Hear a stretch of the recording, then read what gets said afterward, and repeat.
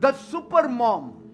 Super I. We'll open our Bibles to Proverbs 31 verse 28. Her children arise up and call her blessed. तिची Her मुलं. husband also, and he praiseth her. नीतिसूत्र 31:28. तिची लेकरे उठून तिला आशीर्वादित म्हणतात, तिचा नवराही तिची प्रशंसा करतो. Praise God. देवाला धन्यवाद. Today we are celebrating Mother's Day. आज आपण मायवार साजरा करत आहोत. A tribute to all the mothers. सगळ्या मातांना एक सलाम. So give a mighty clap to all the women. सर्व स्त्रियांसाठी एक जोरात टाळी वाजवा. आमेन. All the education you had, सगळं शिक्षण जे तुमच्याकडे होतं, all the dreams you had, सगळी स्वप्न जी तुम्ही रंगवलेली, it had been set aside to groom your child. ती सगळी तुम्ही बाजूला ठेवली होती तात्पुरती, कारण तुम्हाला तुमच्या मुलांचं संगोपन चांगलं करायचं. Suddenly, आणि मग अचानक the moment you become a mother, ज्या क्षणाला तुम्ही आई बनता, you set aside that passion तुम्ही सगळा आवेश बाजूला ठेवता, to take the most important task in hand. सगळ्यात महत्त्वाचं काम स्वतःच्या हातात घ्यायला. That is taking care of my आणि child. ते म्हणजे माझ्या मुलांना आता मी सांभाळायचंय, त्यांना माझी गरज आहे. When the child becomes a teen, आणि मग ती मुलं जेव्हा वयात येतात, टीनेजर होतात, they don't need you much. त्यांना मम्मा फारशी लागत नाही.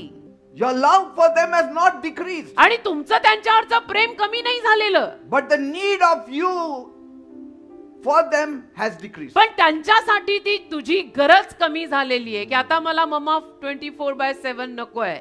Now the world is different. And so the mothers are emotionally broken. आणि मग मम्मा किंवा आई त्यावेळेला भावकृतीने तुटून जातात, की आता काय बाबा मला विचारतच नाही, सारखे मित्र मित्र मैत्रिणी मैत्रिणी.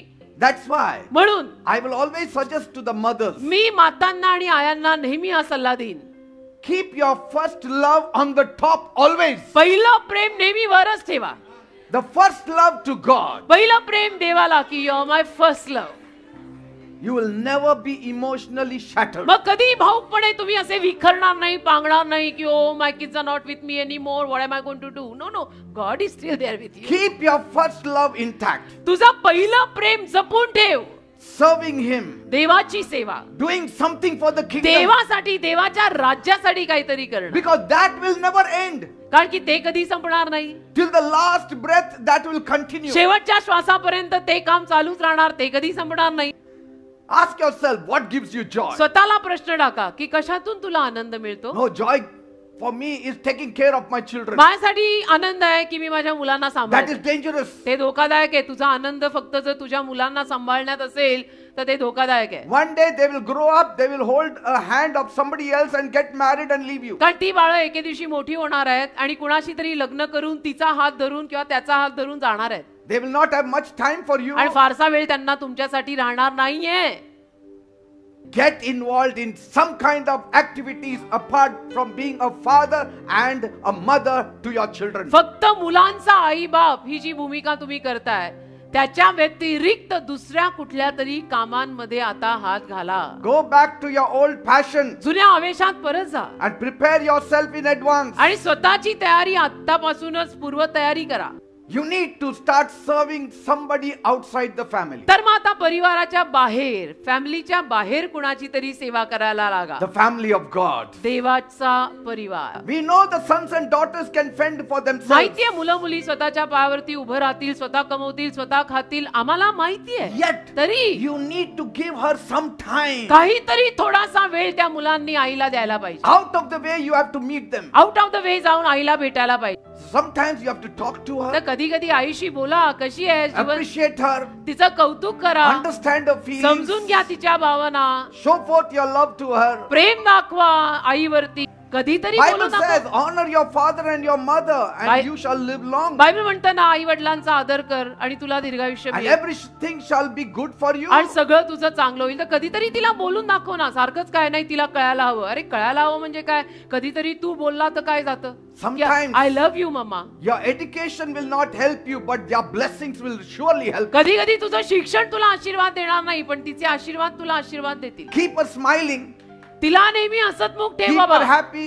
तिला नेहमी खुश ठेव. She doesn't want your money. आईला तुझा पैसा नको, तू She किती doesn't want anything from you. आईला तुझं काही नकोय She Raja. just wants your thoughts. आईला तुझे एक विचार हवे A की kind बस word. एक दयेचा शब्द हवाय, बाकी काही Sitting नको. with her for some time. एक थोडं 5-10 मिनिटं आई सोबत बस, तेवढंच हवंय. आईला बाकी काही नकोय. You know, तेवढं मिळालं की तिला जग जिंकल्यासारखं वाटतं. most of the mothers are Just- grieving today.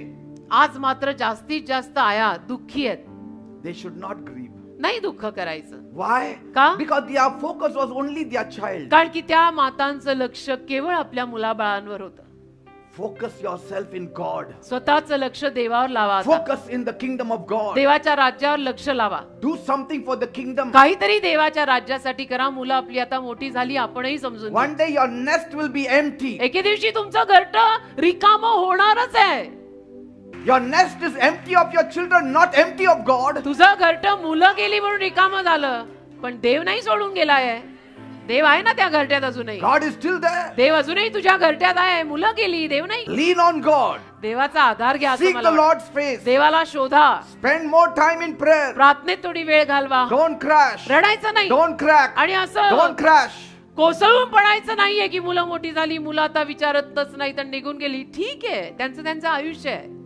Live out the best now for God. तर आता देवासाठी अतिउत्तम जीवन जगा. नाव कमान ऑल आउट नाव. Make some social connections. काहीतरी अशी सामाजिक नाती पण बांधा. Set some goals for your future. काहीतरी भविष्यासाठी ध्येय ठेवा. You have done your best. तुम्ही अगदी छान ते केलं ना. Isn't that a joy that your children are grown up? They are believers. They are standing on their own feet. हा किती मोठा आनंद आहे की तुमची मुलं आज मोठी झाली, पार उभी आहेत, बिलीवर आहेत, प्रभूवर विश्वास ठेवतात. All of them are believers. सगळी तुझी मुलं विश्वासू झाली, बिलीवर झाली. And म्हणून now you are joy. crying. आणि कशाला Why रडायचं? you should cry? कशाला रडायचं? Cry if they are not believers. ती बिलीवर नसती तर मी म्हटलं असतो की रडत बसा. But now if they are standing on their own पण ती feet, मुलं आज पायावर उभी आहेत, they have believer made their आहे, life. जीवन बनवलंय, कामाला लागली They are आहे intelligent. आणि इतकी बुद्धिमान They are working आहे, somewhere. काम करतायत, Be happy. नोकरीला लागलेली आहे, तर आनंदी राहा. Walk boldly like a proud mother. धाडसाने अभिमानी आई सारखेच आला. Say, I have raised my children in the godliness. आणि म्हणा मी भक्तिपणात माझी मुलं मोठी केली, हा माझा आवड आहे. They are all loving God. आणि सगळ्यांचं देवावर प्रेम आहे. माझ्या घरात माझी मुलं बघा.